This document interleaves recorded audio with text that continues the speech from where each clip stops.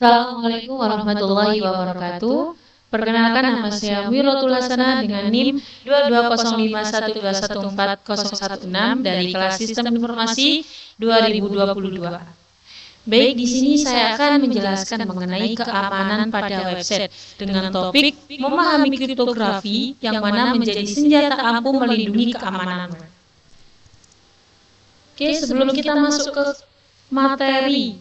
Nah, pernahkah kalian merasa cemas ataupun khawatir ketika kalian memasukkan data informasi pribadi pada sebuah website?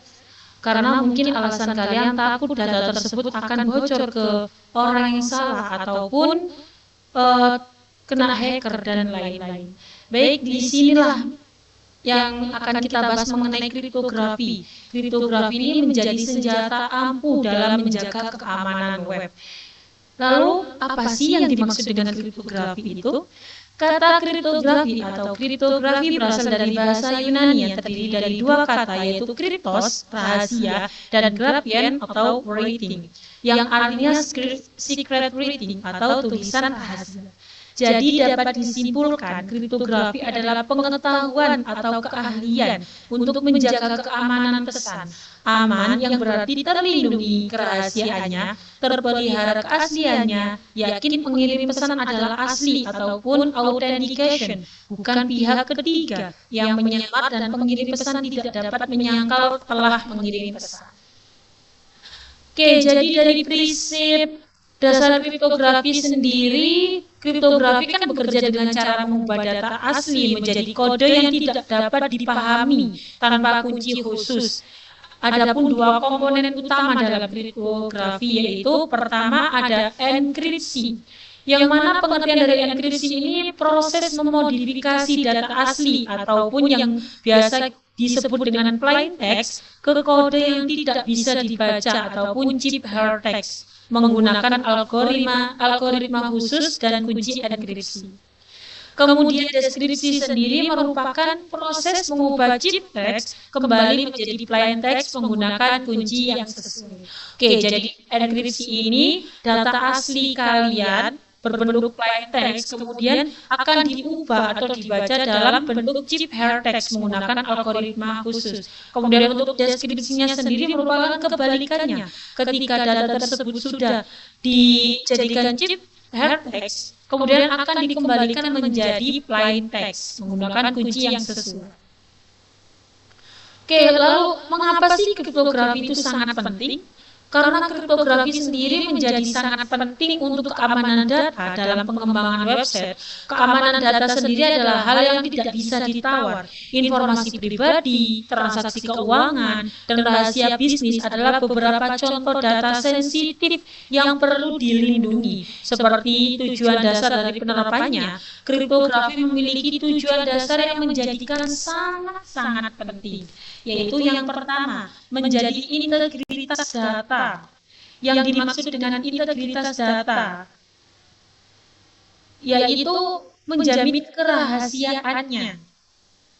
Karena tujuannya berkaitan dengan penjagaan perubahan data yang tidak sah. Misalnya dari upaya tidak bertanggung jawab para hacker. Dibutuhkan suatu sistem dapat mendeteksi manipulasi data yang dilakukan pihak lain seperlu menjaga integritas data. Adapun manipulasi yang dimaksud bisa berupa penyisipan, penghapusan, hingga pensubstitusian data lain ke dalam data asli. Oke, yang kedua yaitu kerahasiaan data dan melindungi privasi data. Seperti yang kita tahu bahwasanya ketika kita masukkan data informasi pribadi ke dalam website, pasti yang paling rentan sekali yaitu tentang kerahasiaan data. Yang dimana kerahasiaan data ini bertujuan untuk melindungi privasi, agar privasi sendiri tidak tersebar kemana-mana dan tidak bisa diakses oleh siapa-siapa tanpa izin. Oke, yang selanjutnya yaitu autentikasi. Maksud dari autentikasi yaitu dengan pengenalan pengenalan atau identifikasi, baik yang berlangsung secara untuk kesatuan sistem atau hanya informasi itu sendiri. Dalam hal lain, dua belah pihak yang saling berkomunikasi wajib memperkenalkan diri. Adapun info dari yang diberikan via kanal mesti diautentikasi kebenarannya, yakni mencakup isi data, waktu pengiriman, dan lain sebagainya. Kemudian yang terakhir ada non-repudiasi atau anti penyangkalan. Tujuan keempat ini yaitu untuk anti penyangkalan, yang dimana suatu upaya untuk mencegah adanya penyangkalan akan pengiriman informasi oleh pihak yang mengirim. Penyangkalan bahwa pesan berasal dari pihak yang terkait. Misalnya, kita merasa kita tidak pernah menyetujui akan kode tersebut. Nah, ini bisa sebagai non-repudiasi. Oke, lanjut selanjutnya yaitu apa saja sih jenis-jenis kriptografi? Oke, kita masuk ke jenis-jenis kriptografi. Kriptografi sendiri memiliki 3 jenis, yaitu yang pertama ada kriptografi simetris. Kriptografi jenis ini populer dengan sebutan kode Hill. Kriptografi ini diciptakan oleh Lester S. Hill sekitar tahun 1929, yang mana menggunakan kunci yang sama untuk enkripsi dan deskripsi. Bisa diartikan kunci enkripsi sama dengan kunci deskripsi. Contoh penerapannya yaitu ada di AES atau Advanced Encryption Standard. Oke, di sini ada contoh diagramnya ataupun gambarannya, yaitu seperti yang di bawah. Plain text, kemudian dienkripsi menjadi hypertext, kemudian dideskripsi menjadi plain text kembali, dengan masing-masing enkripsi mempunyai kunci privat dan deskripsi juga mempunyai kunci privat. Oke, kita masuk yang ke jenis yang kedua, yaitu kriptografi asimetris, yang mana kriptografi ini menggunakan kunci pasangan kunci publik dan kunci privat, yang mana kunci publik untuk mengenkripsi pesan yang bersifat rahasia, kemudian untuk dikunci publik, kunci yang tidak dirahasiakan sehingga bisa dilihat oleh siapa saja. Contohnya RSA, Reverse Shamir Agreement.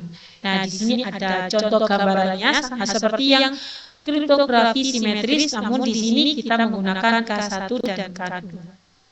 Oke, lanjut saja kita yang jenis yang ketiga, yaitu kriptografi hash.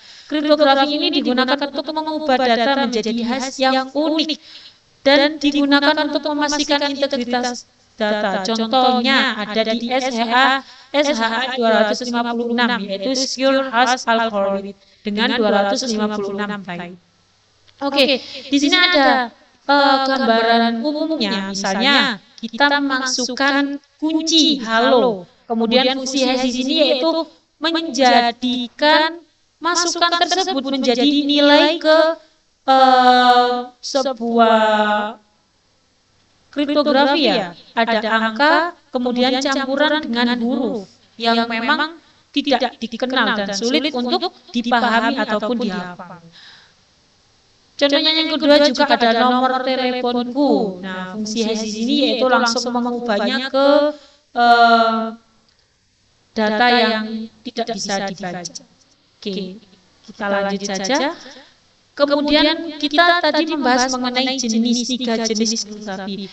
Namun dengan perkembangannya di era digital ini, jenis kriptografi pun mulai berkembang, yaitu ada 2 jenis, yaitu kriptografi klasik dan juga kriptografi modern. Oke, kita masuk ke kriptografi klasik.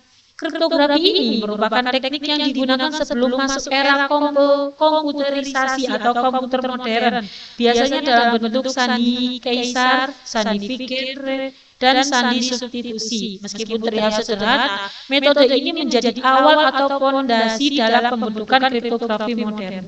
Jadi zaman dulu sendiri sudah ada penerapan kriptografi klasik, misalnya ada di sandi kaisar ataupun yang biasa kita temukan di pramuka, yang dimana sandi Morse sendiri bisa dijadikan kode rahasia untuk seseorang mengirimkan pesan agar tidak diketahui oleh lawan ataupun musuhnya.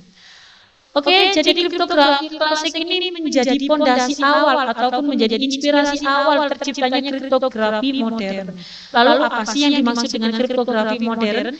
Nah, kita masuk ke kriptografi modern. Kriptografi ini menggunakan metode pengerjaan simbol biner karena menyesuaikan dengan komputer digital yang dimana membutuhkan dasar ilmu matematika untuk memahaminya. Oh, berarti ketika kita masuk ke kriptografi modern ini, kita perlu adanya ilmu tentang matematika yang cukup. Oke. Sehingga dapat dikatakan memiliki algoritma yang jauh lebih kompleks dan aman. Jadi dengan perkembangan zaman ini kriptografi ada yang namanya kriptografi modern, sehingga membutuhkan ilmu khusus untuk memahaminya, yaitu ilmu matematika dan ilmu-ilmu yang lainnya. Namun dengan adanya ilmu tersebut menciptakan kriptografi yang lebih kompleks, tidak sesederhana kripto klasik, yang dimana kekompleksan ini membantu untuk menjaga keamanan data yang lebih akurat dan lebih aman lagi. Oke, contohnya metode yang digunakan seperti AES, RSA, SHA 256. Oke, lalu apa sih tantangan dalam implementasinya? Implementasi dalam kriptografinya, yaitu ada 3 tantangan yang umum ataupun yang sering ditemukan oleh para kriptografer, ya. Yaitu yang pertama, kunci enkripsi yang lemah. Penggunaan kunci yang lemah atau terlalu pendek bisa membuat enkripsi mudah dipecahkan oleh hacker ataupun oleh orang-orang yang kurang bertanggung jawab ataupun di tangan yang salah. Kemudian yang kedua, manajemen kunci, yang dimana menjaga kunci enkripsi agar tetap aman dan mengatur siapa yang memiliki akses adalah hal yang sangat kompleks sekali. Oke, masuk yang ketiga, yaitu serangan kuantum. Komputer kuantum di masa depan mungkin bisa memecahkan beberapa algoritma kriptografi saat ini. Oke, dengan perkembangan zaman dan era digital ini, pastinya kita menemukan perkembangan kriptografi. Dengan sejalannya perkembangan tersebut, maka berkembang juga yang namanya komputer kuantum, yang dimana bisa memecahkan kriptografi sekompleks apapun. Jadi memang di digital ini kita perlu pengembangan ataupun upgrade ataupun pembaruan agar kriptografi ini bisa semakin aman dan juga semakin kuat. Oke, mungkin itu saja yang bisa saya sampaikan. Kurang lebihnya mohon maaf. Terima kasih telah menonton video ini. Saya pamit undur diri. Assalamualaikum warahmatullahi wabarakatuh.